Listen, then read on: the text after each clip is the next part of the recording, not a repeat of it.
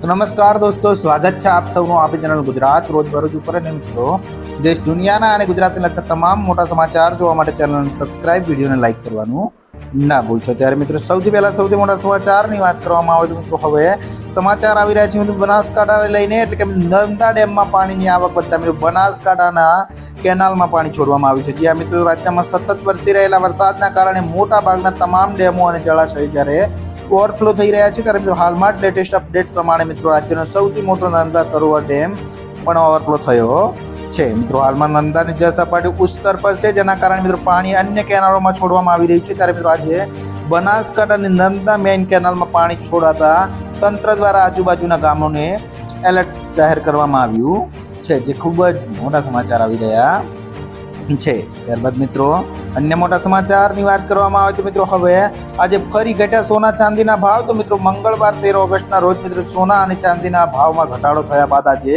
તેના ભાવમાં મોટો ફેરફાર થયો છે। મિત્રો આજે ફરી સોના અને ચાંદીના ભાવમાં ઘટાડો જોવા મળી રહ્યો છે। ત્યારે મલ્ટી કોમોડિટી એક્સચેન્જ MCX પર સોનાના વાયદા ભાવ મિત્રો 0.05% ઘટીને ₹70,700 પ્રતિ 10 ગ્રામ અને ચાંદીના ભાવ 0.44 ઘટીને મિત્રો ₹81,265 કિલો થયા હતા, જે ખૂબ જ મોટા સમાચાર આવી રહ્યા છે।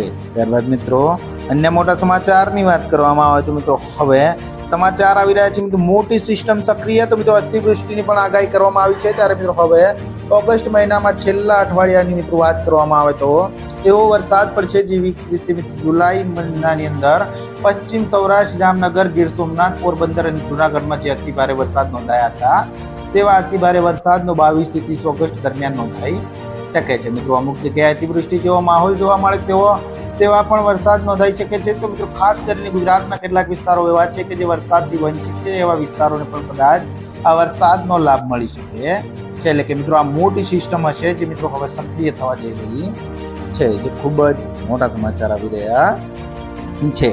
ત્યારબાદ મિત્રો અન્ય મોટા સમાચારની વાત કરવામાં આવે તો મિત્રો હવે ધોરણ 1 થી 8 શિષ્યવૃત્તિને લઈને અપડેટ, એટલે કે ધોરણ 1 થી 8 વાલીઓને જણાવવાનું કે મિત્રો ગઈકાલે સમાજ કલ્યાણના થયેલ પત્ર મુજબ મિત્રો શિષ્યવૃત્તિ 2024-25 કામગીરી શરૂ થયેલ છે। પરંતુ મિત્રો આ વર્ષે 2-3 સુધારા આવતા મિત્રો જ્યાં સુધી વિદ્યાર્થીનું નામ રેશન કાર્ડમાં નહીં હોય કે આધાર કાર્ડમાં નહીં હોય તો શિષ્યવૃત્તિ નહીં મળે। એટલે કે મિત્રો દરેક વિદ્યાર્થીઓને રેશન કાર્ડના 18 અંકના મેમ્બર આઈડી ઓનલાઈન વેરીફાઈ થશે। તો મિત્રો આધાર કાર્ડ, બેંક ડિટેલ વેરીફાઈ જે છે, જેથી મિત્રો ચાલુ વર્ષની શિષ્યવૃત્તિ જમા મોડી થશે, જેની વાલીઓએ મિત્રો નોંધ લેવાની રહેશે, જે ખૂબ જ મોટા સમાચાર આવી રહ્યા છે।